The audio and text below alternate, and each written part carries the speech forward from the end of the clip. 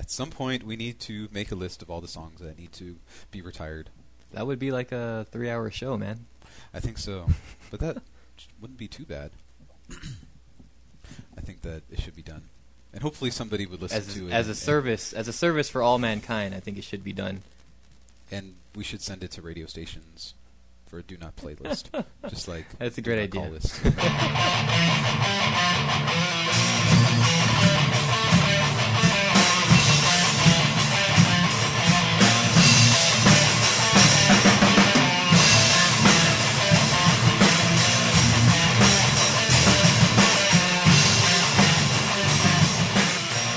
All right, hey everybody.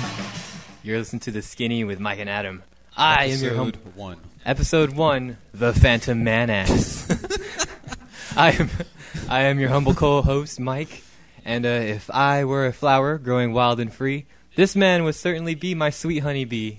I'm talking, of course, about Adam. How you doing today, man? Doing good. I was just watching that movie. Oh, you were? The Bee Movie. The Jerry Bee Seinfeld. Movie. No, that Bee was, Movie. Well, that was from Juno. Oh, well, that. Yeah. But it reminded me of the Bee Movie. What were you doing watching Bee Movie? It was on Bravo. Oh, okay. I like that movie. Bravo. I thought it was weird because Jerry Seinfeld is very old. Why am I being... He's very old in real life, but he's playing like a young adult bee. Yeah, he just got out of high school in that movie. He said 3 days of elementary school, 3 days of high school, and then he took 1 day off to explore the hive and find himself. Right. But I only saw the first 20 minutes, so I don't. Oh, okay. Well, the whole movie's pretty good. Maybe you should check it out. The weird part was when how he pretends to be like one of the worker bees that go out of the hive, and they just totally accept him even though he's so much smaller. The same thing happens in that movie Ants. Really? Yeah, where Woody Harrelson. Oh, not Woody Harrelson. Woody. What's his name again? Woody Allen. Woody Allen. Yeah, he pretends to be a soldier ant, which is 3 times his size. That's true. Yeah, another great movie. Look at me, I'm an ant. I'm so small over here, but I have to carry such big things. What's sad is I've never seen a Woody Allen movie.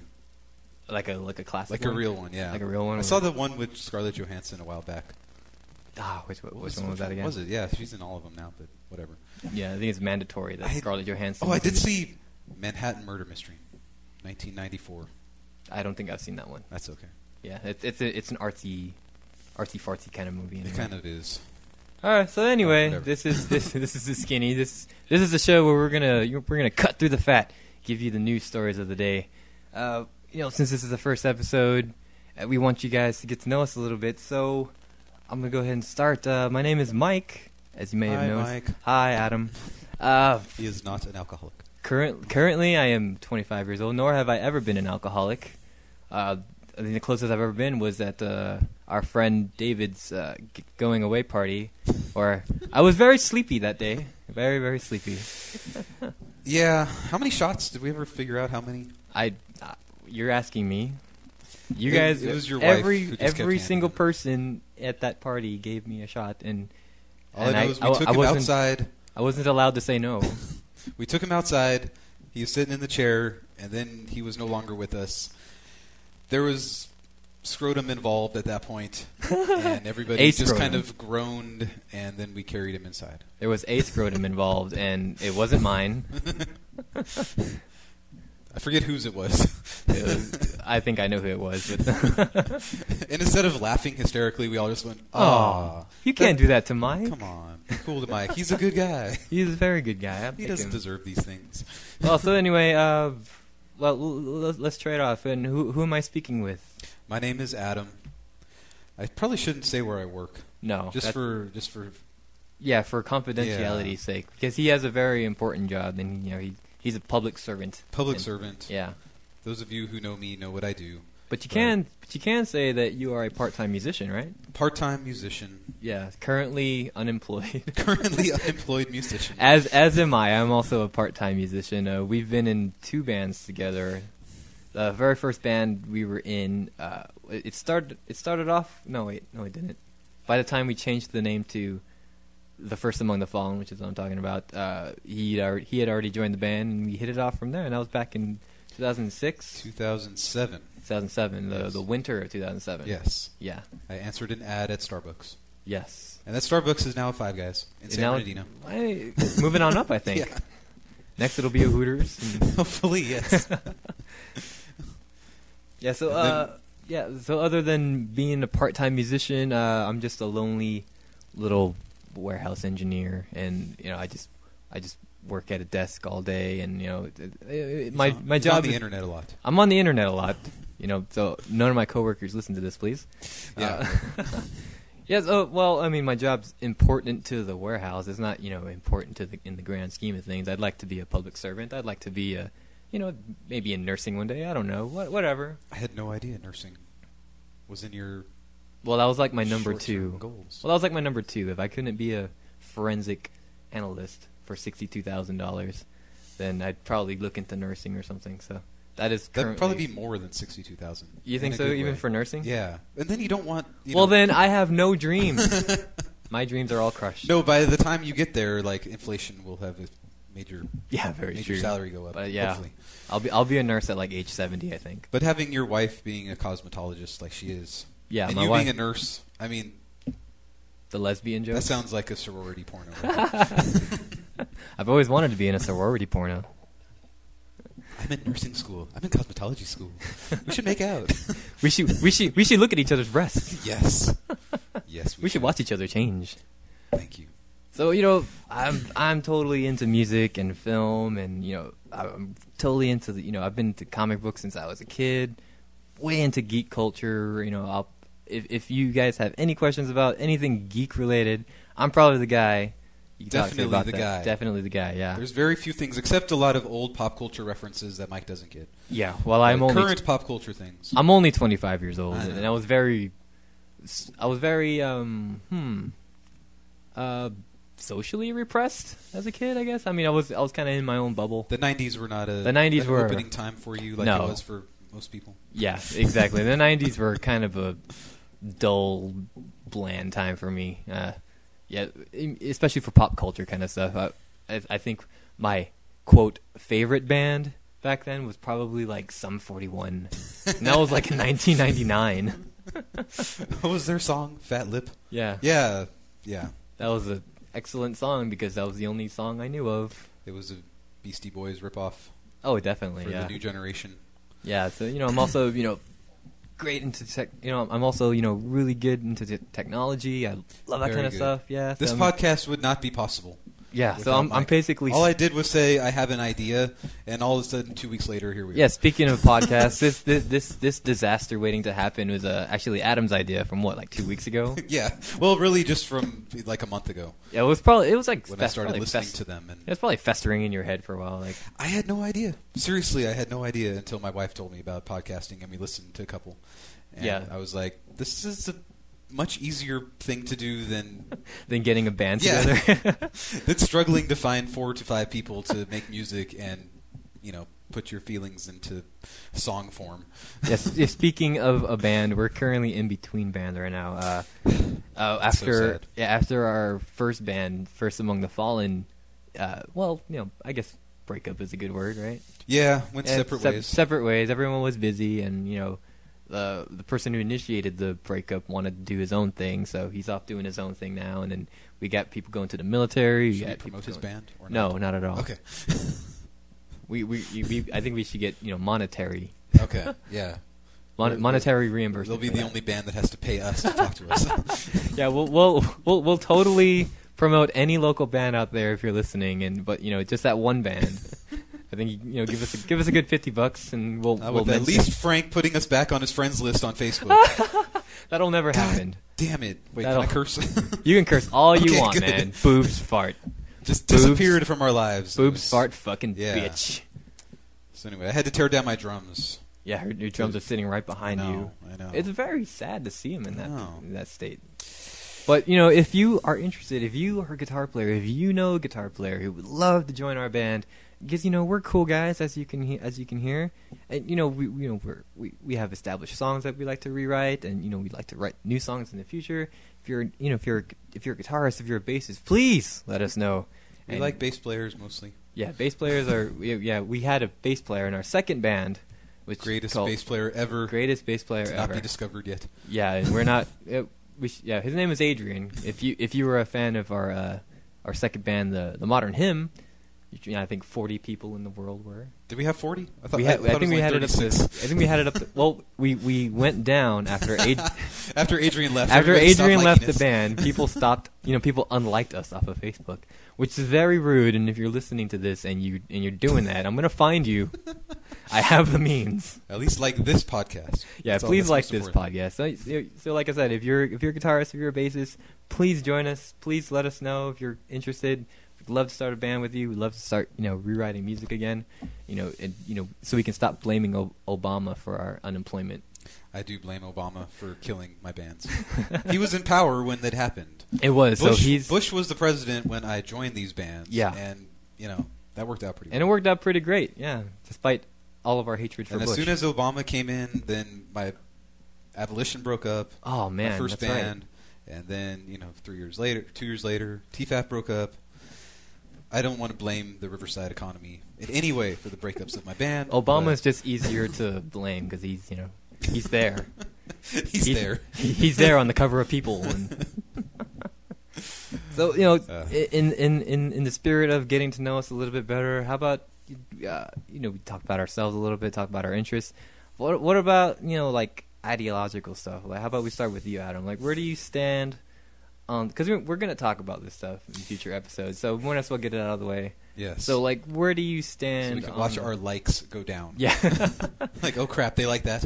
Yeah. Where do you stand on the political spectrum? Would you say? On the political spectrum, I try not to get involved too much because you can't it do just that. angers up the blood, no matter who you're talking to. Very true. Even if you're talking to people who have similar voting backgrounds as you, they always have their opinions. So I try to keep it on the down low. But I did vote for Roseanne Barr in the Green Party, in the primary because I'm still this past 2012 registered Green. Party, and I think me and Cameron are the only ones. My friend Cameron Wayland, those of you who don't know, are the only ones registered Green in this state. So I don't know who he voted for those who don't know, what is the Green Party? What do they stand for? From when I registered back when I was 20, when all my professors at Cal Poly were toting the Green Party because of Nader back in 2000, Nader, and he was a big deal back then. It was very, green everything and recycling and environmental stuff. That's the word I was looking for. And fiscally, are they more conservative? Are they more liberal? I don't know because they've never been in power. That's a very good point. Very good point. Okay. I'm trying to remember back to when Peter Camejo, who ran for governor during the recall election, I saw a thing. He was at a Mexican restaurant called Zacatecas in Riverside. Which is where you want to go if you want to hold a political rally. Yes, and eat really good Mexican food. Yeah. Second best in my opinion. But, he was there, and we listened to him talk, and I can't remember what he said about fiscal stuff, but all I know is that it made sense at the time in my 20-year-old, or maybe it was 22 at the time. Sounds good. My 22-year-old brain, and I was like, yes, we need to balance our budget, because every politician says that. So basically, you're an independent, quote unquote. I would go with independent, although Mike has been opening up my eyes to libertarian ideals. Ah, you spoiled it for me. All I know is that Peter Camejo did say in his speech to a room full of 20 people in the banquet hall of Zacatecas, I think that we should legalize marijuana. And that did it for you. Fat, long-haired Adam, who doesn't smoke marijuana regularly, went, yes, and clapped. And Peter Camejo looked right at me and said, not for recreational use, but for medicinal purposes or something hippie. Like that. You total hippie. And I was like, oh, crap. Peter Camejo thinks I'm a pothead. He's mad at you. He's gonna revoke your voter status. I was like, no, Peter Camejo, you don't know my history with marijuana has not been so good. I don't care for it much. Yeah, and also Adam spoiled the big deal. But I guess I would stand, and if you were to define it, it would probably be more libertarian ideals.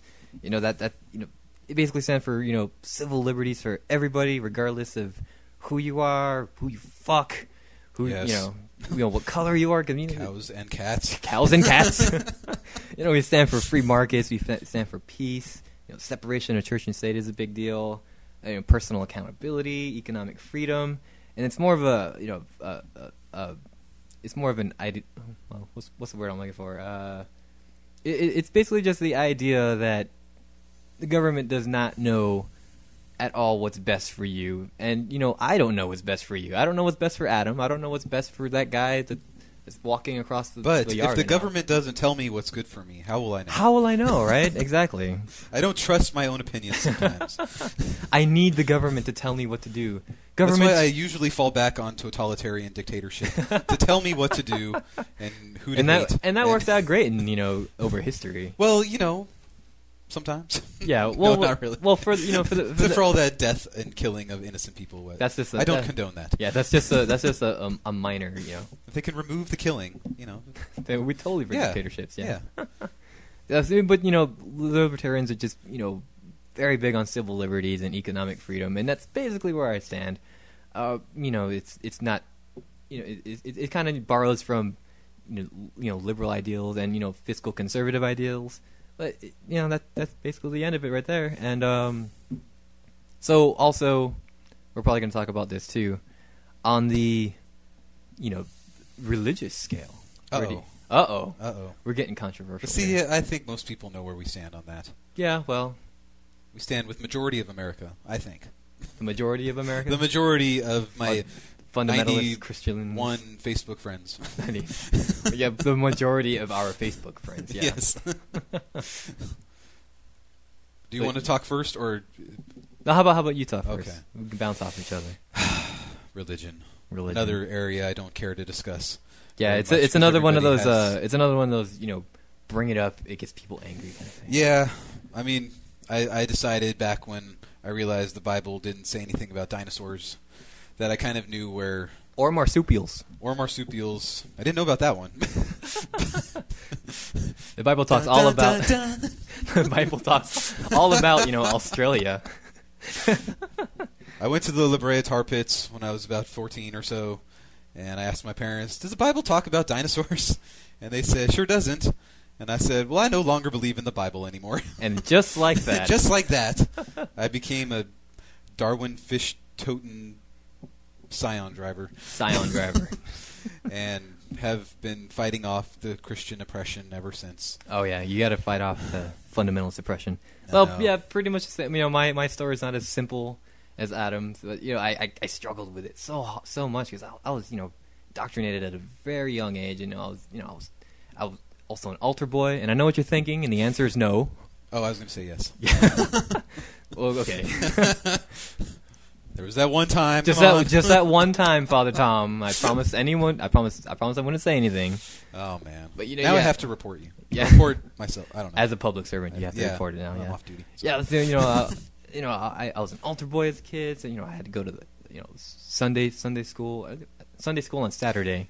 But so I was told. Was it called Sunday school on Saturday? Well, it was called Catholic school. Catholic school. Well, it was basically part of my parents' church that they sent me and my sister to, that we just kind of had to go because we had no say in the matter. Yeah, no matter how much you disapproved. Yeah, pretty much. You didn't want to get as a kid, by your dad and the priest. I get beaten by the priest too many times anyway. True. But your sister was beating you. But as a kid, you don't think about that kind of stuff, especially when you're, brainwashed. Even when on. you noticed your friends not having to go to the same kind of structured environment. Well, or were your friends only in that environment? Where I lived, it was very, I think maybe 99.9% of the population there was Catholic. So everything was normal there. So living in that strict majority, and kind of had a repressed social life, and I didn't really have many friends. That was all I knew. So I didn't question it at the time. And so it was a thing that I struggled with, I feel like we should turn on some violin music behind that story. Put some yellow card. Yellow card, yes. So yes, I'm not gonna go too far into it because really long story. But I struggled with it a long time ago. So basically, another thing I don't define myself, but it by definition, I guess it would be secular humanist. And a secular humanist goes beyond atheism. Embraces human reason, ethics, social justice. But it also rejects, all forms of religious dogma, supernaturalism, pseudoscience, and superstition. And, the essential part of, secular humanism is, the continuing search for truth, mainly through, science, technology, and philosophy. So there's always that search for truth. I mean, if Jesus or Allah or Muhammad or what's his name, Vishnu or Thor, yeah, exactly, 8 arms, Vishnu, I think. So if any deity were to come to me right now and say, hey, by the way, you stop being an atheist because I'm real. And we'd say, sorry, I'm sorry. Microphone for you. here's a microphone. Can we interview you for the Skinny with Mike and Adam? It would be ideal. Yeah, so, but history and history and science is kind of proven that these things are just not there. Yes, and the more you start thinking about how so much pain and suffering in the world came through the pursuit of religion, it just makes you really turned off. Oh yeah, and it But at the same time, not to talk about my job too much, but when you're talking to somebody who the only reason that they're staying alive is because of their religious whatever. And I understand that. I can't fault them. I'm just good, go with it. Just don't try to. And I understand that sometimes some people just need it. They need it because they have nothing. They have nothing, and there's that community too. I mean, especially Hasidic Jews and Muslims. Yes. If you escape that, your whole life is gone. Right. Yeah, and a lot of tight knit Christians and Catholics are that way too. I mean, if you just stop, believing what they believe, then they kind of just cut you off. They'll be passive aggressive about it, from my point of view. But yeah. Just like a really good family. Yeah. So I mean, these kind of things will probably get brought up in the future, but just the short of it, that's where Mike and Adam are. So yeah, that's where I stand, and I don't try to push it on anybody else. Oh yeah, not at all. You don't want to push any. Just like with religious belief, you don't want to push that on anybody else. You have no right to push your beliefs on anybody. Everyone has the right to live. Stop pushing your beliefs on me. Stop, Christians. Yeah, exactly. So anyway. Yeah, we just had to go into an extra long introduction since this is the very first episode of The Skinny with Mike and Adam. Dun, dun, dun, dun. Dun, dun, dun, dun. Do we have a theme song yet? we have. I think the listeners will be able to hear this on Monday when this goes up. But we're gonna have some. Splices. Music here and there. Yeah. Speaking of splices of music, let's go into our first segment of the show, which is the feed.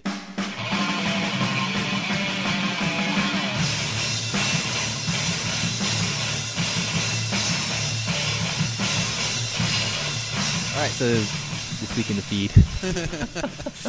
Yes. Did you like that transition? I did. This week in the feed. Still working out kinks. So the feed, we're just gonna briefly go through some of the news topics of the week. Stuff that stand out to us that appeals to our interests. So got to remember that we both work jobs that sometimes we sit around and don't do too much. Pretty much. So we do have internet time. Yes. And with our Facebook page, we've been able to post. Yes, and articles. If you're listening to this from our personal Facebook pages, please go to our fan page, which is pretty much.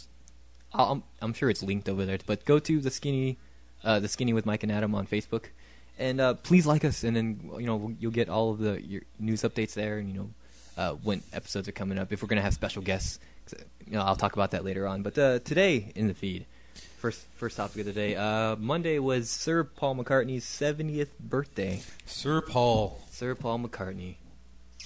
I know the Beatles. The Beatles are a very influential band. They are for a lot of people. For a lot of people, yeah. What are your feelings on that Beatles, Adam? I think,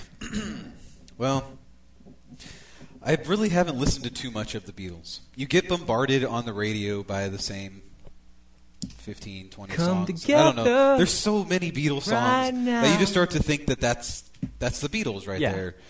And then you listen to their albums and you're like, oh crap, there's a lot of songs on here that are really weird, and I probably need to listen to them more to understand them. Have you listened to any Paul McCartney solo stuff? Or I've only heard the Wings. Yeah, the Wings stuff. Right? Yeah, and he had an album that released in 2009, I think it was. Yeah, he had a lot of mandolin on it.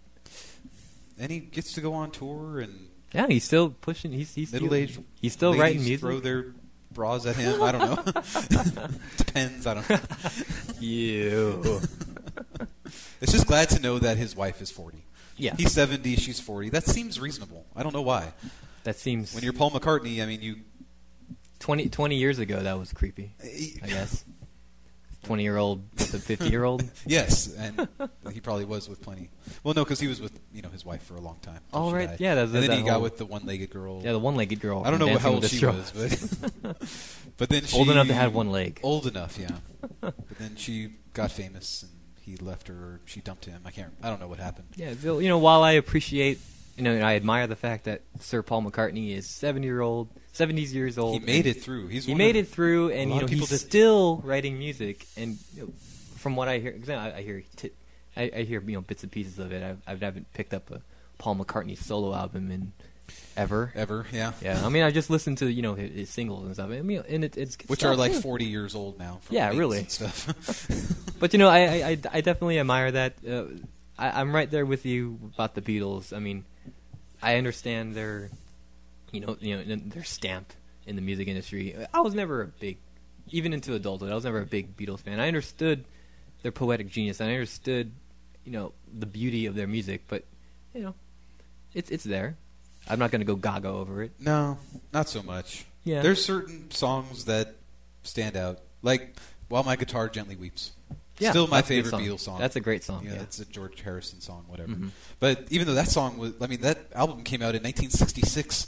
We're pushing 50 years, and it stands the test of time too. And it's like the song still rocks. Yeah, how many bands can we say today will stand the test of time in 50 years? You mentioned Yellow Card earlier. I'm really thinking. If I can find you now, things would get better. Maybe Falling in Reverse. Definitely the two songs I heard from them at Warped Tour, I was like, these 50 years from now, when I'm 80 years old, I will... Sarcasm. So, speaking of, having mixed opinions of the Beatles, I think also Chris Cornell of Soundgarden has, some opinions. Adam, what did he... What date was this from? I think he said it on Tuesday. No, he must have said it on Monday, because he something like that. Yeah, Chris Cornell, who was one of my favorite artists / whatever grunge gods of the '90s, my favorite of all time, was my favorite singer of all time, and I think I'm you're gonna like going back on that now. Yeah. But so on Monday, on Sir Paul McCartney's 70th birthday, he played a show at the London Palladium. And he had these choice of words in between songs. Adam, what did he say? Well, it says, it's Paul McCartney's birthday today. He's 70. He was knighted. You know why he was knighted? He paid taxes, which I'm not sure is worth it. People call me sir sometimes, and I didn't pay shit. But I love him, though. And that was a verbatim, that by the was way. a verbatim quote from my favorite singer of all time, the person who I've read his lyrics, and I found less meaning than that in some of his lyrics, or some of his songs that I loved more than anything. Fair enough. So, what do you make of that? Is that a drunken ramble? Is that a? Like I said, I think he was just trying to fill time, and maybe the crowd wasn't responding to him the way he wanted to. And then he said, "People call me sir sometimes," but I don't think Chris Cornell would ever be knighted in America. No, if we did, regardless of whether or not he really pays his taxes. Adam from 10 years ago would have knighted Chris Cornell if he had the power. But today, and even looking at the even set if he list, didn't pay his taxes? Even if. Because, especially if? Well, I can't... Pay your taxes, people. Don't be like Chris Cornell. And maybe one day you'll get knighted. Maybe someday. I didn't pay shit. Oh, well. Well, I think I said this to you before, but nobody ever, accused Chris Cornell of being very bright. Well, but to be fair, I used to be frontman for the two bands that me and Adam have been in, and it is hard up there to entertain the crowd, and I've had my moments of yourself and a solo and an acoustic guitar. Yeah, you're but pretty much nude besides that guitar. Pretty much nude. It is kind of hard, especially if you have a brain fart. But whatevs. When you look at this set list, how many songs is that? 20-ish. Oh man, that's pushing 30 songs. Yeah. And especially playing a song like "Outshined." Oh yeah. On an acoustic guitar, which I'm like, I need to hear that song because that's one of my favorite songs ever. But I'm just at the same time like, no, it's okay. I'm moving on. Well, regardless, he ended the night playing "A Day in the Life" by the Beatles, yes. 1967 hit song. I forget which album it was on. I don't remember either. It might have been 1967. That was one of the albums that wasn't white, but no, wasn't white enough. Yeah. One of the colored albums. The ones with pictures on it. Maybe Abbey Road or something like that. Probably. That sounds about right. I woke up, rolled out of bed, dragged a comb across my head. Like, this is one of those Beatles songs where you're like, really? Like, if you're correcting us right now, please comment below and yes, tell us how wrong we are. Please do. Because that was a song that, like, John wrote the beginning. Yeah. Paul wrote that part, and they were supposed to be two different songs. And then their freaking producer said, why don't we just put them together and have this really bizarre orchestral music in between? And at least that's my understanding. I could be totally wrong. And it did so well that Chris Cornell decided to cover it at the end of his London Palladium. We could listen to it, but I have such little desire. No. How about we move on to some sad news? Sad news. Yeah, I think it was on Tuesday. I think on Tuesday this happened. The infamous Rodney King was found dead in his apartment pool in Rialto, California. Now the sad thing is that anybody under 25, since I'm going to use you as the cutoff, does not know much about who and why Rodney King. Yeah, I think this is something we'll probably talk about more next week. Just the whole idea of how young people seem to be muted to, facts. Just like Mike not, having a lot of pop culture issues that I have to teach him about, even though we're only 6 years apart. Yeah, but which is why I have him to fall back on. Yeah, but I think you guys all know Rodney King. If you don't know, if you're 17 years old and listening to this, but yeah, Wikipedia him. It's very important. Yeah, wiki him, and he's infamous for March 3rd, 1991. Yeah, he was high on PCP, something, speeding his car. The police pulled him over after chasing him for a long time. I would imagine in L.A. This L.A. freeway, and they 210s, I think. He was high, and they beat the living shit out of him. Did he assault them first? Did he not? I don't know. But they sure did pummel him.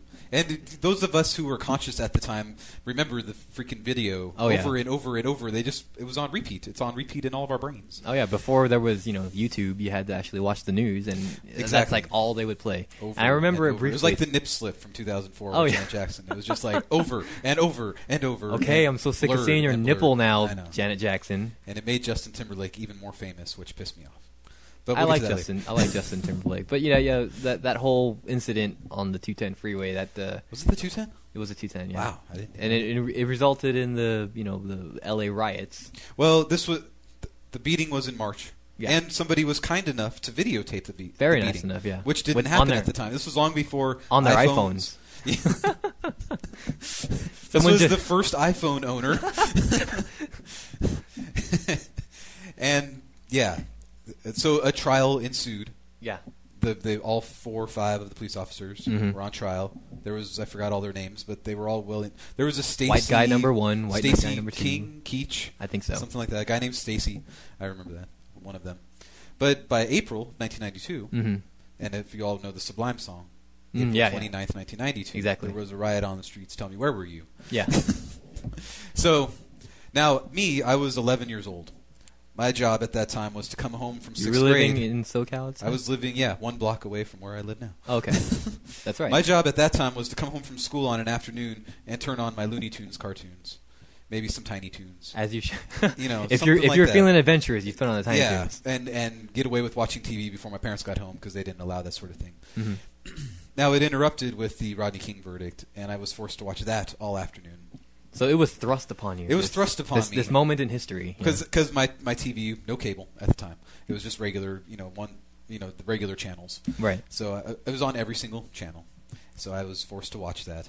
And just people started beating each other up in the streets. Going nucking futs, man. And eventually I got bored because I was 11.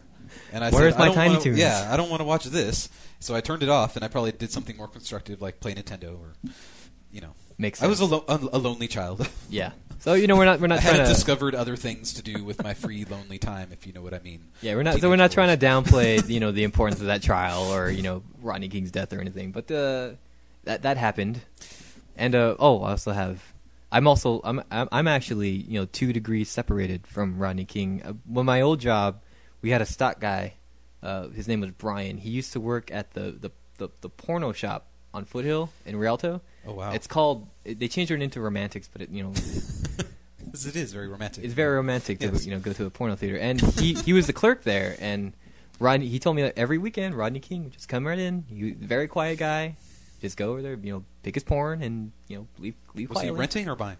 I don't know. Oh. I don't think I don't think... Or was he... There wasn't a booth thing? It might have been a booth. I mean, he came every week. Those booths are weird, yeah. Yeah, he came every week, so...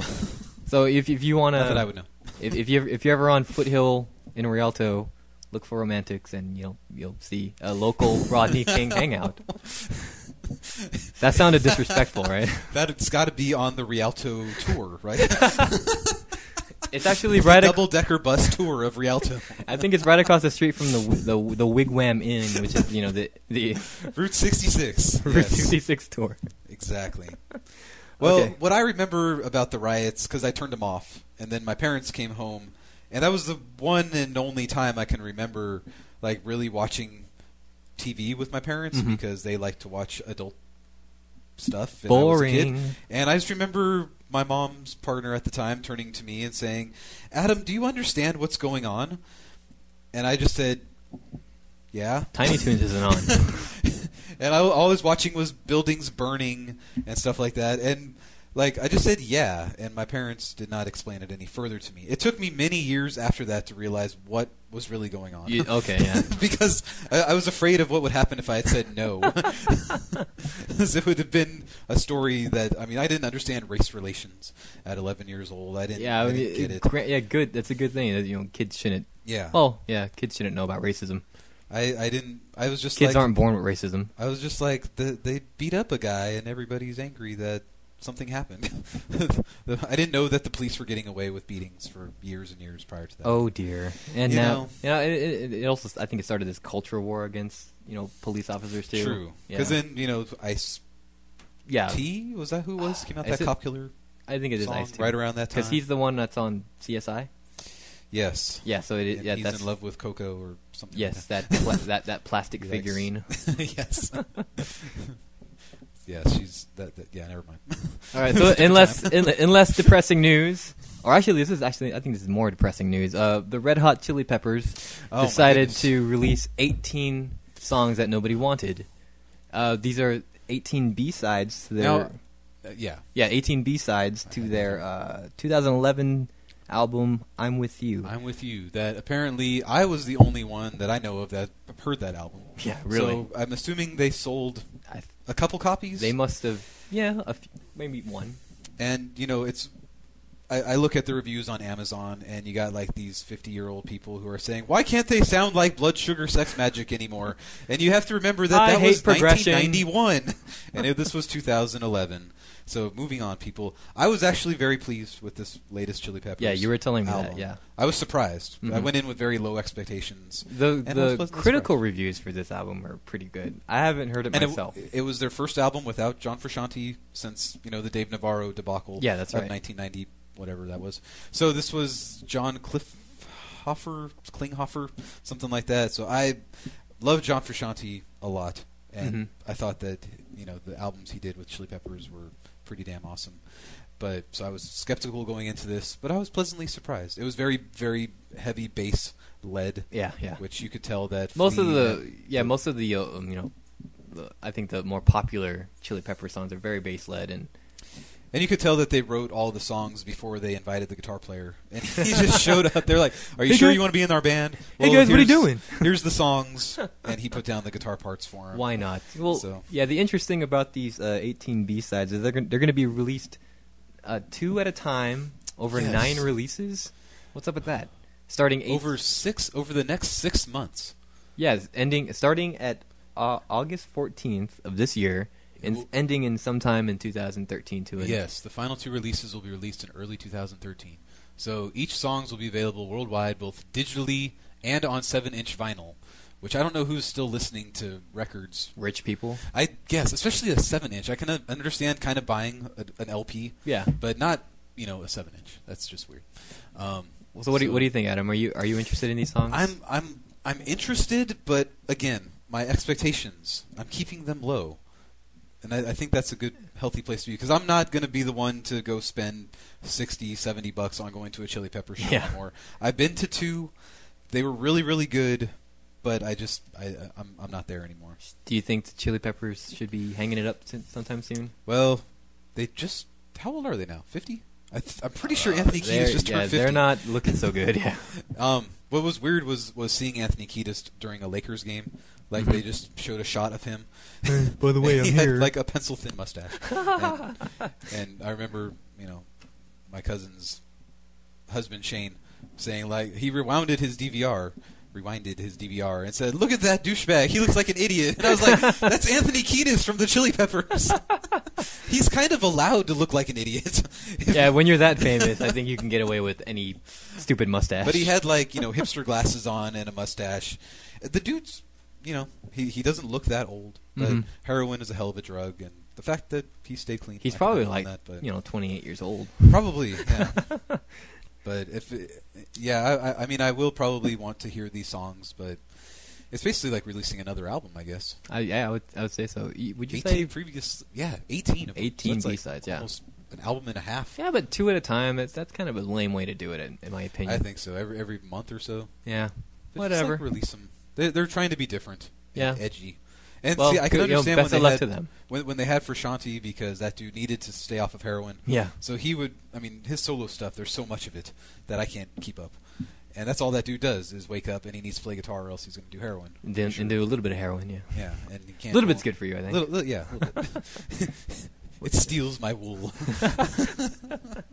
So this past Thursday, also June 21st, was probably Adam's favorite day of the year. My favorite day ever. And I had to work the entire day. So and you did, yeah. So yeah. What happened this Thursday, Adam? Well, I just stumbled across this on Facebook. It was a promotion for this Brave? Is that the movie? Yeah, the new Pixar movie Brave. With all the redhead Scottish people, children, are they? Gingers. So this Billy Connolly guy, who I assume does one of those. Yeah, he plays Princess Merida's father in the movie. Okay. Yeah. So he just made a 1-minute video, 45 seconds, saying that June 21st was National Redhead Appreciation Day. And he made comments of all the famous redheads out there. Ron Howard, is that the only Prince one? Harry. I always think of, Scully from the X-Files. Julianne Moore, I don't know. Just common redheads. This is a very big deal because Adam totally has a thing for redheads. My favorite redhead in the world, my wife. It's his wife, yeah, and he married a redhead too. I didn't even realize I was into redheads at the time. Yeah. That we first started dating. It's just like gradually, she opened your eyes, bro. She opened my eyes to the point where it was just red hair is beautiful. And then I realized that, like, oh yeah, I've had crushes on lots of red-haired people, like all the years, even before I was with my wife. Whoa! So came full circle. I know. So awesome. I Dawn, my wife, was afraid that it would just be National Kick a Ginger Day, so she was skeptical initially. There was that thing, and I think that made news a while ago. Yeah, it was the whole South Park thing. Yeah, that wasn't cool. But this was appreciation. And I'm much happier with that. And who doesn't love a hot redhead? I know I do. And speaking of hot redheads, it was also announced this previous week that our poor Emma Stone. But I don't think she counts. She's still alive. Don't worry. She's not dead. Poor Emma. I think she's a box redhead though. Well, but still a redhead. See, this picture here, she's a blonde. So. Yeah, she's a natural blonde, I believe. No idea. Yeah. Our poor Emma Stone suffers from panic attacks. Now we had a big discussion about Emma Stone at Warped Tour on Friday. Okay, that's right. Yeah, which we'll talk about in a few minutes. Yeah. And my good friend Joseph was even nice enough to say that he felt that my wife had a vague similarity to Emma Stone. Ooh. And I was like, She has kind of the eyes, I think. I think it might have been. Yeah. But, I've had this whole thing with red hair and brown eyes, where my wife has red hair with blue eyes. So, it's just a whole stupid thing. I don't even know what color Emma Stone's eyes are. Are they brown? I think they're hazel. Hazel-ish. Okay. Again, if you're yelling at us right now, please comment below and tell us how wrong we are. Either way, Mike and I go back and forth on whether she's hot or not. I think she's stunning, red hair or not. I think she's a stunning woman. She's incredibly talented. She's got the acting chops, and she's so young. She's got her whole life ahead of her. I think in the coming years we'll be hearing a lot of Emma Stone. I think so, because she got all of Lindsay Lohan's I think parts. Exactly, yeah. Everything that was supposed to be handed to Lindsay Lohan, I think Emma Stone earned rightfully. I think so. And Lindsay Lohan, I mean, she was kind of starting that whole redhead revolution. Yeah, she did. Both in my mind back and when in she Hollywood. was hot. Yes. Yeah. Both in my mind and in Hollywood. So I mean, how does she, deal with these panic attacks? The panic attacks. Well, according to the Vogue article that she was interviewed by, she relies heavily on baking, which we don't want, that to ruin her chances at future acting roles. Cupcakes save lives. Fat grandma roles. Yeah. But, I deal with panic attacks a lot. Not in my personal life. I've never had one. Yeah, in his undisclosed job. In my undisclosed job, where people sometimes have problems with anxiety, and I end up having to talk about it. I could have brought in, the technical definition of what is a panic attack. See, now you can say, even famous people like Emma Stone have Even panic. famous people like Emma Stone. All you got to do is bake some cupcakes. And all it took for her was becoming an actress. Yeah, exactly. And that's the thing with panic attacks, is you have to put yourself out there into those stressful situations. Right. Retraining your brain, retraining your thought process. And once in a while, have a cookie. And once in a while, have a cookie, just to kind of help with things. But it's retraining your thought process and making it, reminding yourself that you're not going to die. Because people panic attacks, they think they're going to die. Yeah, it's a big deal, Pounding heart, shortness of breath. High blood pressure. That too. Clammy, sweaty palms, feelings of choking, feeling like you're outside of yourself. Some people go through that too. And now look at her. She's playing... Crap. Who's her character again? In the Spider-Man chick, right? Yeah. The What's her name? Mary Jane? No, she's not Mary Jane. She's... Masterson? No, the blonde one. I'm the geek. I'm the geek one, and I'm having a brain fart right now. Gwen Stacy. I'm sorry. Oh. Yeah, Gwen Stacy. She's playing Gwen Stacy in the new Spider-Man movie. So, if you love cookies, if you love Emma Stone as much as I do, as much as Adam thinks he does... I really think, she's a babe in waiting. As Wayne and Garth would say, that's what they said about Chelsea Clinton back in '92. Yeah. They said she's a babe Chelsea in waiting. Clinton's all right. And she definitely came into fruition. She's all right, so, yeah. But anyway, beside the point. Yeah, so she's going to be in the new Spider-Man movie. And we love Emma Stone nonetheless. Yeah. She seems like a nice person. Take care of yourself, Emma Stone, because I know you're listening. But, we also talked about how she was in Crazy Stupid Love with Ryan Gosling. Right. And how all of us would have had a panic attack. I haven't seen that movie. But Ryan Gosling. Yeah, definitely. I mean, he spent most of that movie with his shirt off, I think. I think that's every movie now, well, Ryan Gosling. Yeah. I don't see it. I don't see the hunkiness of Ryan Gosling. In that movie, I don't know if it was the lighting or the makeup, but they made him look like he was more hunky than I've seen him on talk shows and things. Okay, yeah, I've only really seen him on talk shows. I can't remember a movie where he had a prominent role. What we did forget about this week was video of him released dancing to CNC's Music Factory back when he was 12. Oh yeah, I did see that video. He was very hunky, very in his little brightly colored button-up shirt. God. That had to have been 90. That was very 90s shirt. I don't know how old he is. I think he took that wardrobe from the Fresh Prince. I think probably. And he had hair. I had that haircut back when I was 12. Oh, I think we all did. I had a lot of undercuts in the 90s. I think I started that with Tommy from the Power Rangers. He had an undercut, but he also had it ponytailed. I had the rat tail. Oh, nice. From ages 8 through 13. Why are you my friend? I don't know. Yeah, but my parents made me save it. It was in my scrapbook. It might actually be in my closet right now. I don't know. When we're done with this, you're gonna show me your rat tail. All right, friends. So that was the feed. So we're gonna go ahead and go into on the sound effect for this week on the plate.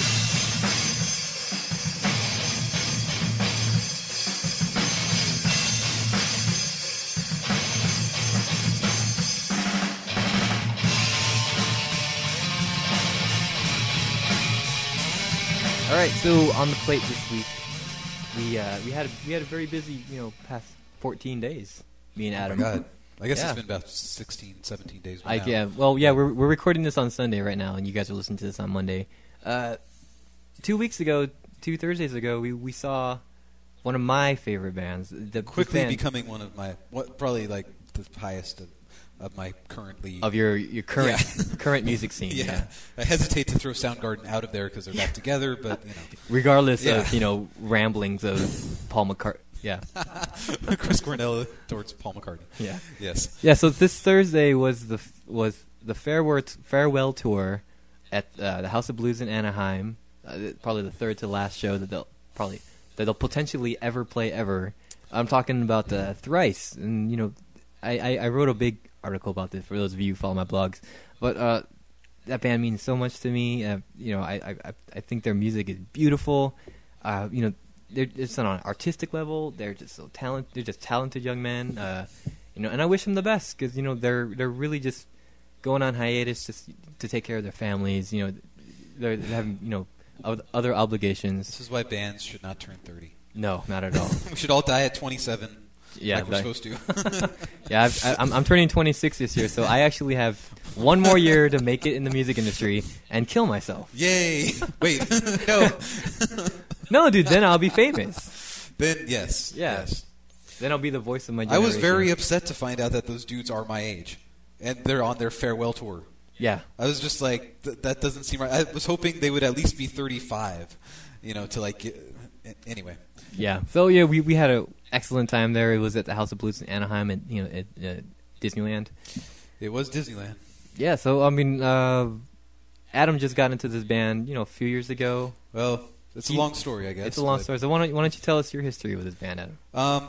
Back in 2008, after Mike had given me some bands that I ended up liking, such as... Legitimately from Best Buy and iTunes. Yes, exactly. And I initially didn't like them.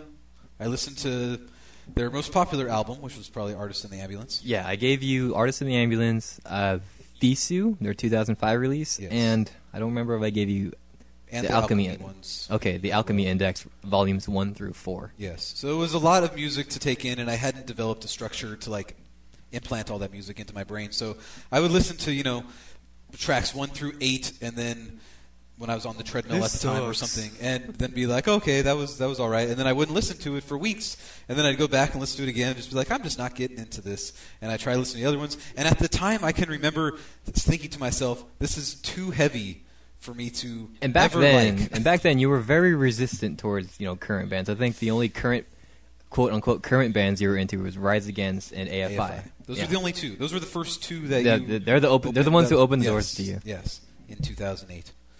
Although I opened myself up to Rise Against initially by buying an album from Target, nonetheless. Yeah. Really real Target. Really legitimate, yeah. So, yeah, I listened to them. I didn't care for them at the time. And really the only reason you were listening to them is because you invited me to the Rise Against show. Yes, and they were Palladium. Thrice was playing with Rise Against. Thrice was second billing, yeah. And I had listened to plenty of Thrice at that point, yet I don't remember recognizing any of the songs that were played that night. And I told you, because we were initially, at this farewell show, we were initially disappointed because they didn't play this one song that I absolutely wished they would play. It's called Music Box off of their Visu album. And I said, a great song. Yeah, and Adam mentioned it too, and I told him, well, we heard it at the Palladium show. And they're like, what? They're like, what? We heard one of my favorite songs? So it just took me some time. I don't even know why I started listening to them again just recently. Well, their music is very... Oh, it was because they had that new album come out in 2011. Yes, and you said, why don't you try listening to Beggars first, which was an album that came out in 2009 after all the Alchemy stuff. And I have never listened to an album and been in love with it the first time. Yes. Listening to it. I always give Adam such a hard time every time he would borrow an album from me. I generally hate it the first time. This is not me. I'm never going to like this ever. And it would usually take 5 or 6 listens for you to actually get into it. Yes, at least 5 to 6. Yeah. I would say. But this one, it grew on me right away to the point where I didn't even trust myself. I was like, maybe I'm just having a manic day and just too excited about life for some reason at work that day. And but yeah, I listened to it. But granted, Beggars is an incredible album. And Mike told me about it back in 2009. He was like, do you want it? And I was like, no, I don't like that. That's right, I did, yeah. No, it's cool. So I'm not really into Thrice. Yeah. So I listened to it. He gave me their newest album that came out in 2011, Major Minor. Yes, right. Which another incredible album. Great. Again, it had to grow on me, though, that one. Okay. The first few listens, I was like, I don't think I like this much. Sounds too much like U2 and Audio Slave, and yeah. it sounded just like a mash of a whole bunch of different bands I knew of. And that's what's great about them. Yes. If you listen to their Alchemy Index project, you can see the diversity and range in their musical styles. And then before we went to the show, Mike was nice enough to give me their first 2 albums from the late 90s that are like crazy heavy, hardcore like, punk, old school Metallica punk mixture that I liked those like right off the bat. Oh yeah, and this is the guy who this is the guy who got who loves Rise Against and old school AFI, and it worked. I really thought, I didn't know why I didn't give it to you sooner. But I didn't think they would ever play any music off of those albums anymore. Yeah, and Grant and they played like 3 songs at the show. Yeah, and they played they played songs from like every single release, I think. Through the span of it was 2 hours. I mean, it was a 2-hour set. Pretty incredible. Every single song. I had not seen a mosh pit like that in a long time. Yeah, we were quickly kicked to the back. Oh my god! We had a very good spot in the crowd. We were front like, middle. We were good. Like 4 or 5. We weren't up on the fence. But, yeah, maybe 4 or 5 rows in. But like as soon as they came on, they played the very first song off of Major Minor, which isn't that heavy of a song. which isn't that heavy, but the entire crowd just erupted. And like we were being attacked from left and right, back and front, and eventually we just made it back to the sound booth. Yes, we just stood there like, I think we're safe here. And I hadn't even seen crowd surfing at a show. Yeah. In a long time either. And there's all these kids. I mean, okay, well that was the other thing. They weren't really kids, were they? Yeah, they were all guys who were roughly my age or older. Around and your age. They all had body age, types of people who are generally my age. Yeah. Who were on the robust side, lots of facial hair. Yeah. And that's hadn't showered. And who knows when. I showered that day, but I reeked at the end of the day. Yeah. They probably hadn't showered since the Beggar's album, you think? There was an odor. It's just the residual heat from bouncing off all these people.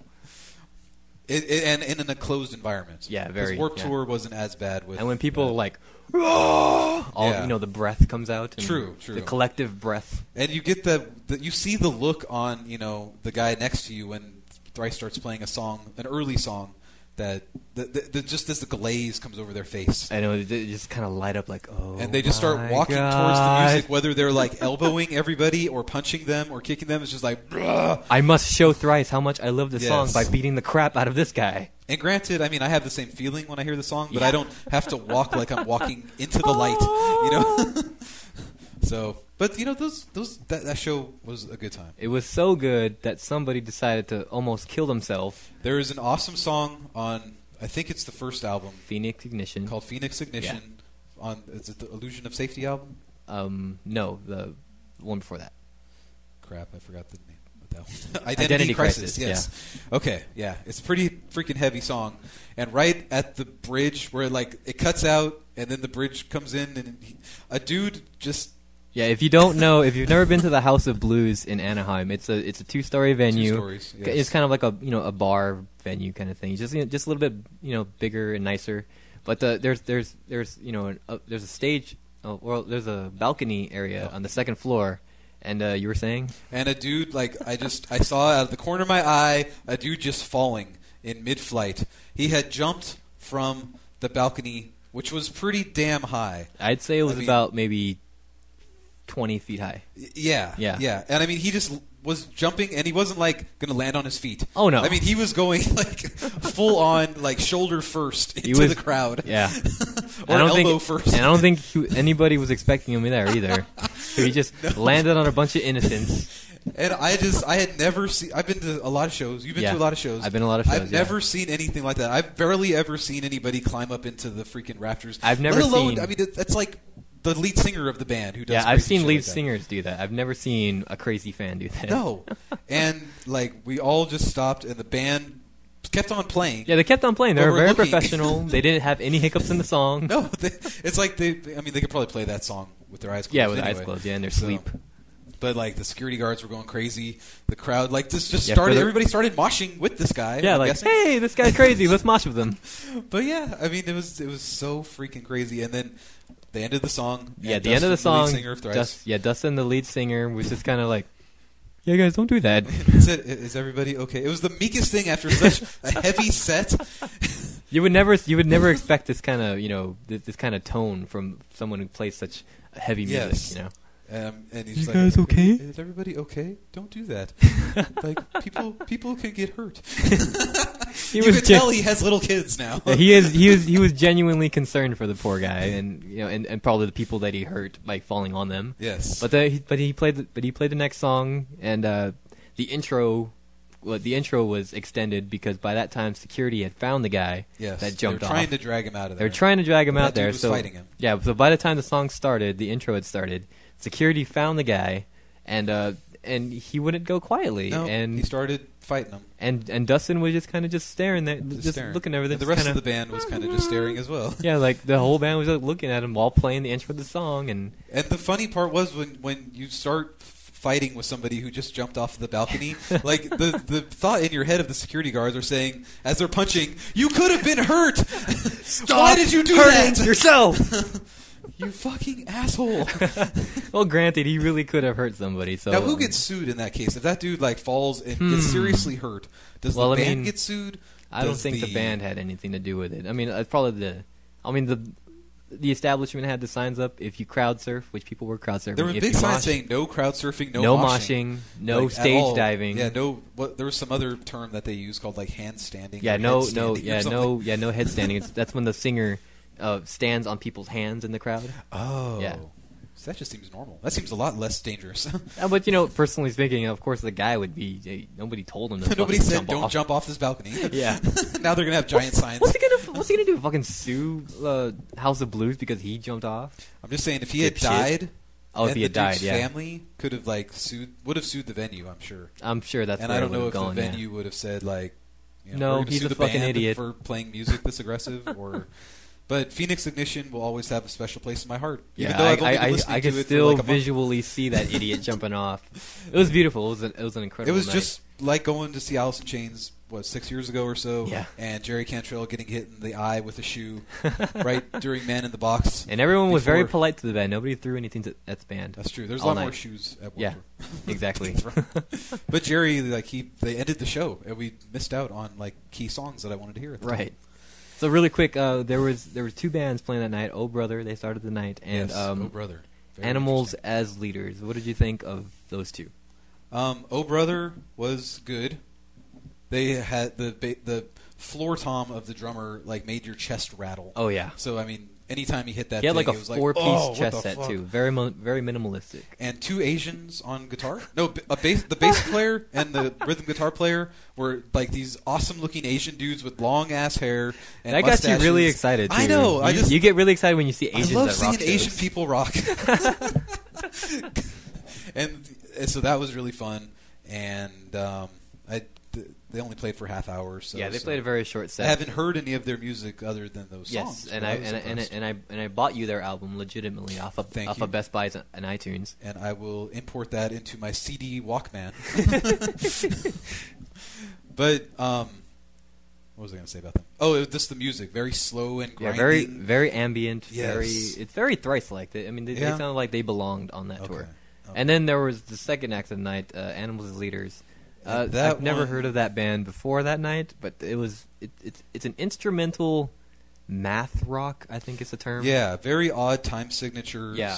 It was basically modern hymn without any lyrics, in my opinion. And without any bass. Well, yeah, there wasn't any bass. Okay, turn Adrian into two guitar players. Yeah, if you split Adrian into two people. But make me 1,000 times better as a drummer. And then you have Animals. The non-stop double pedal. Non-stop double pedal. Awkward as hell fucking time signatures. I'm just you can't bob your head to this because the entire crowd was all over the place. I mean, I don't think a lot of the people in the crowd knew of that band. There was that group of 6 or 7 guys next to us they were the ones knew that everything, started. who were going crazy with every song. They're oh yeah! And they tried to start the mosh pits and everything too. And nobody was feeling it. No, we were all just we're done with you. Please Thrice now. They had fucking screens. Projector screens. Projector screens. I guess just to make up for the fact that they didn't have a singer. Yeah, and they didn't I mean, the drummer was fun to watch. Yeah, but and the other guys didn't move around. Yeah, well, I mean, when you're shredding that much, I don't think you have time to move. But granted, they're all right. They were all right. We'll never hear from them again. Yeah, I feel like they should have started the show actually. Probably. Yeah, I think. And I always wonder how bands like that get signed. I know. And how do you get to be on tour with Thrice? And a super talented band like the Modern Hymn can't get on shows. Just because we don't know people. We never met Thrice. If you're listening to this and you know people who know people, we would like to know them. We would like to know them too. And new. Yeah, please. We'll have a coffee. Please comment below. Well, that wasn't the end of our our concert weeks. How much time are we at this We are at enough time, but I was going to say, this has been very easy to talk about. Yeah, exactly. So so last Thursday, and then we had to go back to work afterwards, and it was very depressing. Very depressing. But then Friday came. This past Friday, and we went to the Vans Warped Tour 2012 2012.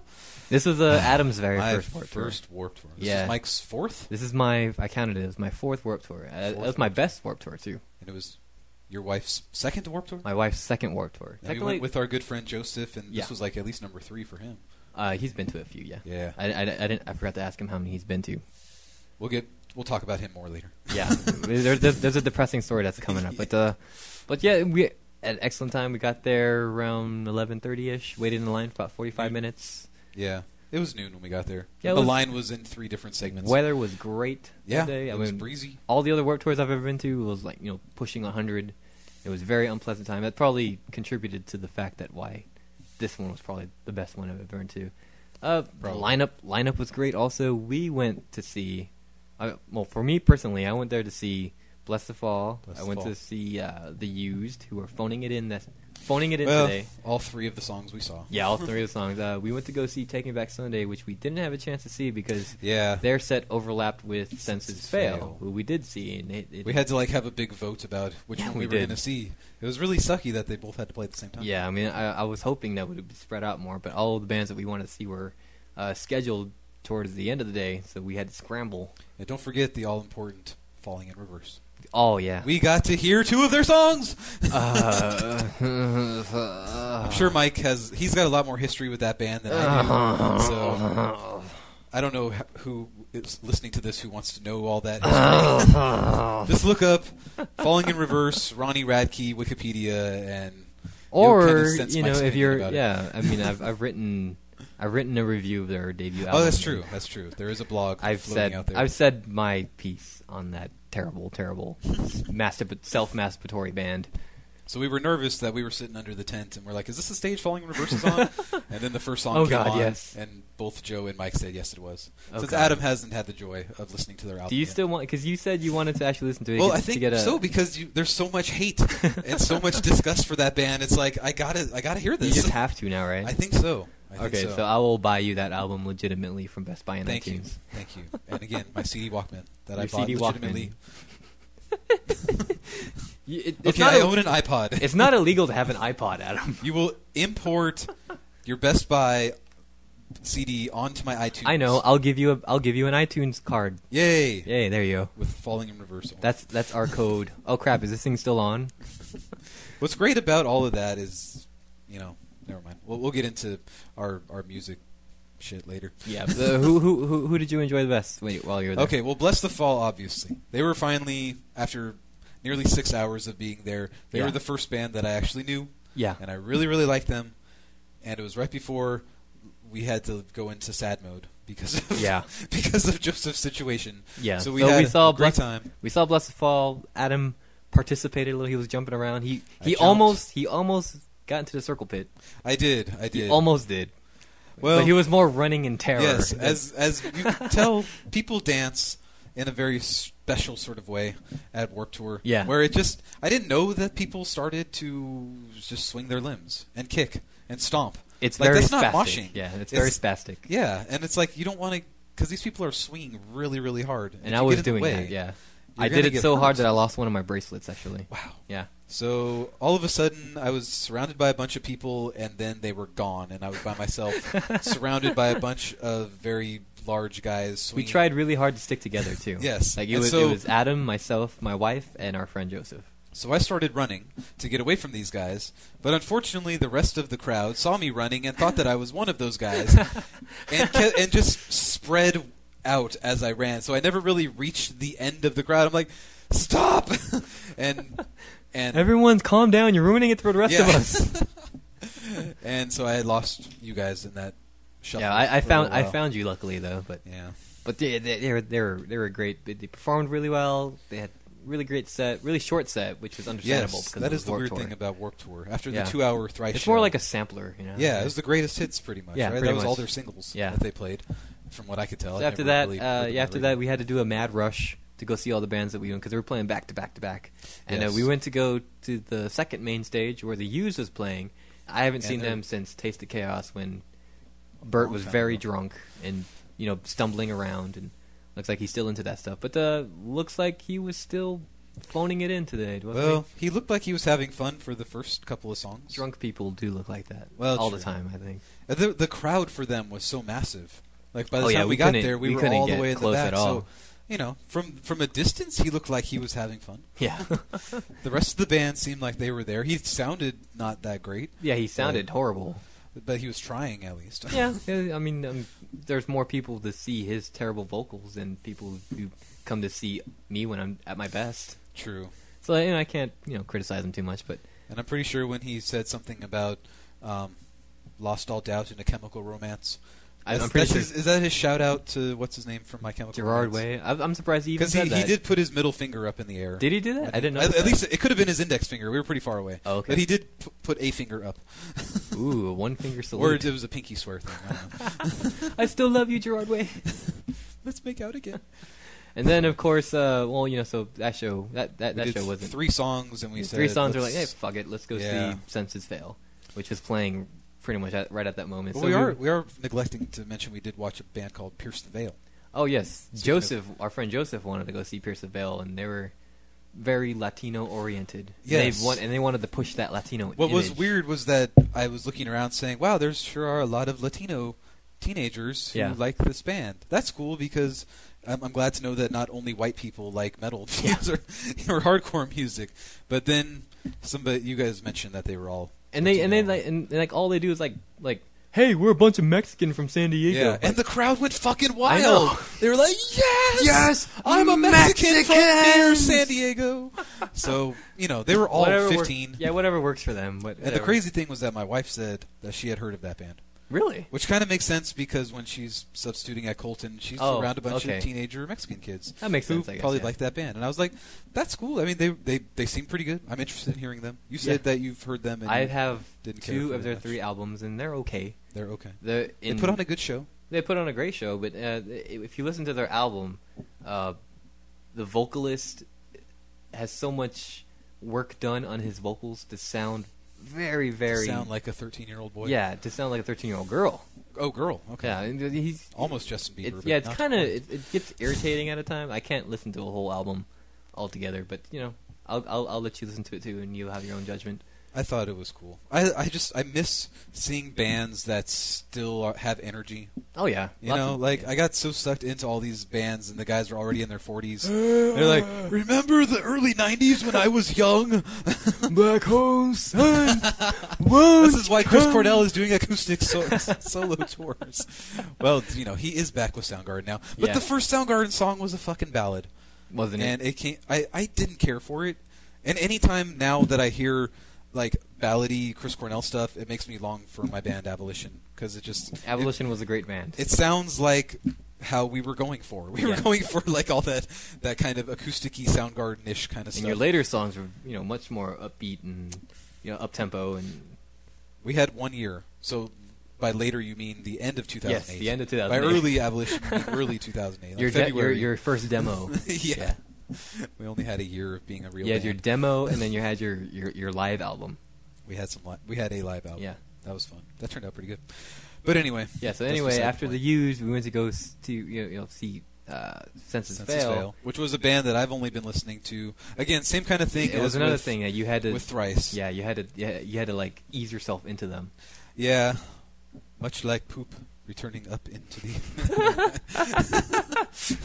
Well, I mean, your big thing about them is that like you think the lead singer Buddy Nielsen is too whiny. It's too in your face with the self-mutilation stuff. Yeah, and this is what I tell Adam all the time. Like I appreciate that kind of stuff because it comes from a real place.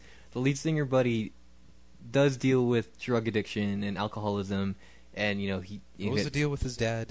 Was his dad also just his an dad? alcoholic? His dad was also an alcoholic, and he beat his mom and he abused him, and then he just up and left, and so he has a lot of daddy issues. Just and he like sings. Rodney Radke. I don't know about him. I think he's just a rich boy who. Oh wait, no, Rodney Radke is just a murderer. Yeah. Sorry, there's that song on the end of the Escape the Fate album. Where it's like, Daddy, tell me how are you today? Yeah. That's a cool song, but it's not a cool song. It's a horrible I song. like that song. It was all right. Oh, so you like that song, but you don't like Senses Fail? Okay. Yep. So it wasn't until I actually heard the lyrics that I was like, oh, because it took me like a.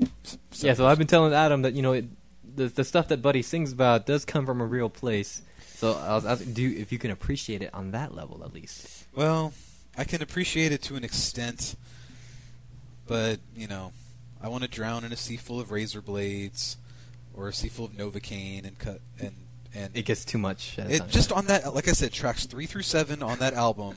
If I could delete those, I can probably handle the rest of Senses Fail. You've got a solid EP. They have enough for They have enough material. Yeah. They didn't play any of those songs. No, they only played their early stuff and then one new song from their new EP, which came out last week. And that was you said it was a positive song. It was a very positive song, much more positive. I think the dude is just, he's at a better place in his life. I hope so, yeah. And also those albums where he's singing about being in therapy and taking antidepressants. Yeah. And, if I can turn off my brain. If you can turn off the professional. Focus on the rest of it. The professional side of your life. Which is, right, right. And I can turn off my brain to just how weird that sounds as I'm listening to a song. Then, I can enjoy that. Okay. Well. So that's what helped. I greatly enjoyed Senses Fail that day, and I've seen him a few times, at many different shows. And lead singer, I think he was sober today, or that day. He seemed sober. He was very energetic, and he sang really well. Although I don't care for lead singers who wear tiny shorts and nothing else on stage. Well, I think that's probably all he packed for Warped Tour because it gets very hot. Because I was like, it's very Henry Rollins-esque. Yeah. So maybe that's what he was going for. That's why I can't watch Henry Rollins because it's like too much man skin here. So while we both enjoyed the Senses Fail show, we didn't enjoy it as much as we could have because our dear friend Joseph had some scumbag fucking steal stuff from his backpack. Yes, important during the Bless the shit. Fall set. Yeah, apparently it must have been from sooner, there. But it might have been while we were standing at the used, but it happened between Bless the Fall and Senses Fail. But yeah, some scumbag and it just gets me so mad. Some scumbag stole his wallet that had all of his important IDs. He's in the medical field too, so he needs those IDs for work. And you got to remember, Vans Warped Tour is not like Ozfest where everybody's going there to cause mayhem. Anyway, yeah. people are there to have a good time. They're like picking you up when they punch you accidentally. Yeah, exactly. It's about the music. Just the quote unquote violence is just a minor side effect. Right. And it's like these guys are the nicest people. Oh yeah, really. People dressing up like penises music. too. Yeah, which is the weird thing about the TFAF band that my mom always felt. Oh right. Was that you guys are so nice? Why is your music so angry? So it's just the style. It's just the style. Yeah, exactly. But yeah, some scumbag decided to sneak into our friend Joseph's backpack and take his wallet, his iPhone. And what else did it? And his fucking car keys. And his car keys. Fucking car keys. And his mom's moisturizer. And his mom's fucking You do not fuck with the SPS 15, okay? Oil of Olay. That shit is expensive. Oh Jesus. That makes me second guess wanting to go to Warped Tour anymore now. Well, we padlock. Yeah. Padlock our backpacks. Padlock. Yeah, Can we pause. I need to use the facilities. All right, yeah, just a moment, please. All right, I think we're back now. Sorry about that, everybody. All right. So as we were saying, we went to Warped Tour. Did you have a great time? I had a really good time. I don't know if I would want to do it again. Really? It would really have to depend on the band. Okay, yeah, of course. So, because it's the whole 30-minute set thing. Mm-hmm. It's basically just a greatest hits, like we said. But if I really want to go there and just cut loose and try to get involved with the mosh pit. Yeah, I'll hold your hand next time there's a circle pit. And I had written an entire monologue to myself about being 31 and going to Warped Tour for the first time. that I left on my computer Is that a at problem? work. I was going to read it as a prepared statement. Is that a problem? Well, I just wasn't in the demographic. There was plenty of people your age, man. There was plenty of people not my age. No, there was plenty of people not my age either. You forget that. I know. Yeah. But this was number 4 for you, and you've been like much more entrenched in this music. I've only been listening to it for a few years, 9 months, maybe, if that. Well, so a lot longer than that. Beggars opened me up. Yeah. Okay. Getting back to Thrice, if we can make everything go back to that. Yeah. So we'll see next year then if you're up to go. But to see Bless the Fall, which I've only been listening to since like maybe January. Oh yeah, they were incredible. And, probably the highlight of my day. Yeah, for sure. And that lead singer, my goodness. He is. Sometimes I wish I was a girl. Man. Oh. He came out and he had like a red shirt that was quickly ripped off of him. Yeah, well, that was his fault. He jumped into the crowd. He was the one who jumped into the orgy of women. And he just had that look. I was just like, can I just look like you, please? Can I lick you? And lick you. And he just looked cool. He looked like the way a lead singer should look, in my opinion. If you're gonna I used to look like that. Well, if you had longer hair. Oh, basically. I made myself sad. So anyway, the moral of the story is don't fucking steal shit from people who are trying to have fun at a fucking festival. Right, especially not their sunscrreen. Oh, God, seriously. You never know if that belongs to their mom or not. Yeah, really. His mom gave him a good chewing out after that. Yeah. See, I didn't know if like his wallet had just fallen out of his bag.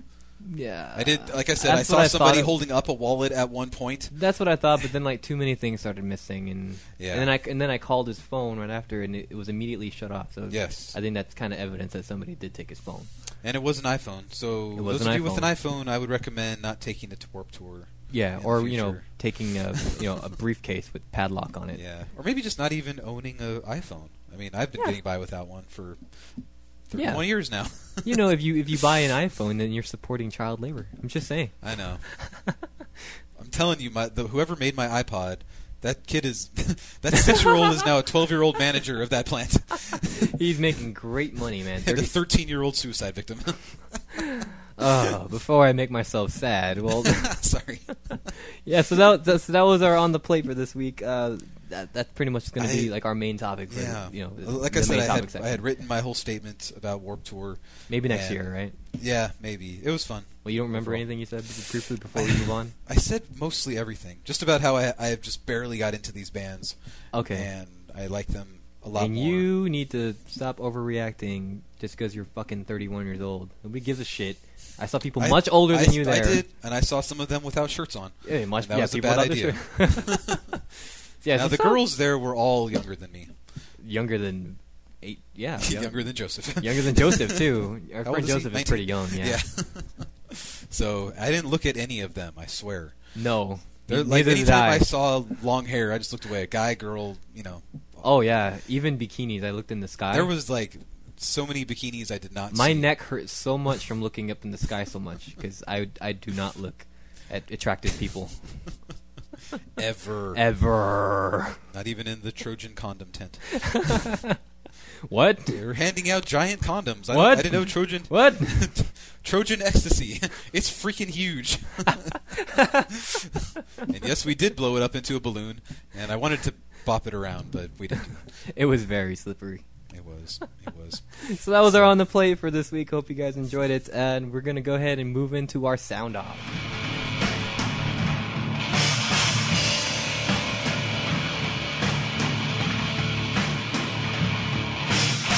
So, sounding off this week, we're just going to use this section. The end of the show, we're just going to sound off on anything, everything, non-related, whatever's on our mind. Adam, you go first. Really quick. Sound off. This was your idea, so you need to... I thought...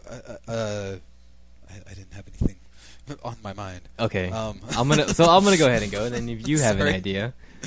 The idea is that you have your own. I know. But anyway, I'm going to go ahead and waste my sound off today by inviting you guys, the listeners, to come and interact with this stupid fucking show of ours. Please leave us a comment and, at our show post. Send us messages if you know us personally. Send us messages on our the Skinny Facebook pages. Go ahead, you can give us topics. You have questions for us, please let us know. And if you have an idea, if you have a topic you'd like to discuss personally, we can even invite you on the show and come. Probably could. Yeah, we probably could. We have a spare microphone and everything. Do we have spare input on the laptop? We do have spare input, and I have a splitter too that we can totally use. And depending on who you are, we might have to meet at a neutral location if I don't want you to know where we record from. Yes, exactly. This is a very super serial place, man. 1 block away from where I grew up. Yeah, so if you want to be our guest, if you have a lot on your mind, and especially if you're a local band, if you're a local artist, you want to get your name out there. We want local bands. We want to expand our musical sense to your music. Looking at you, the release. Yeah, the release and or Write Our World. Write Our World. Formerly Bears Eat Me. We'd love to have you guys on the show. Yeah, so please. Any bands that you know of as well? Yeah, so if you guys know, bands, artists, anything. We would promote our own band, but we don't have one. We'll promote our own band when you fuckers you give us a guitarist and a bassist. Yeah. And I shouldn't be cursing at you guys because that's not helping at all. Save it for the music, Mike. Save it for your poetry. Yeah, so please let us know. We're completely open ideas. This is just this show just started from the brain of Adam here, and I had the means to do it. So I forgot about my sound off. Yeah, you forgot about your sound off. So do you have anything you want to say, even if it's not your sound off? Shit. I'm very upset that I don't have any more shows coming up. Yeah, we don't have any. We don't have any it's shows. Just the beginning of summer. It is. So it's okay. The memories will last, and that'll. We'd have more memories if we actually looked at bikinis. Yeah. And Speedos. We like them. And then usually the summer is when I follow baseball, but the Cubs are they lost already, and they're not going to be around much for me to pay attention to this year. So I need to figure out something else. Yay sports! Yay sports! Mike is not a sports fan. I'm not a sports fan. He's gonna berate me soon in one episode or something. Just if there's anything to talk about. Yeah. Which I doubt over time. So really, I know this episode went a little bit longer. Guess because it's the first episode. We wanted to, get our introductions out there. We wanted you guys to get a taste of what we had to offer. So thank you so much for listening all the way through this almost hour and a half. Adam, do you have anything to say? I don't think so. I just want to thank everybody who does listen to this. Yeah, please. And if you enjoyed this, please, share it and invite your friends. Come listen to it too. We would like to interview you and or your band. Yeah, I don't even care. Project or whatever. Yeah, you don't even have to be an artist. If you want to come over and chat a little, if you have a topic on your mind, if you want to talk about something that we talked about in the past, please let us know. Give us a comment. There's a message. If we get enough messages, we can read them on the air and answer them on the air. And if nobody listens, then we're just going to keep on talking a lot of BS. Yeah. So just we're prepare for that. Yeah. So this show's going to go on whether you guys like it or not. So just listen to it. I fucking dare you.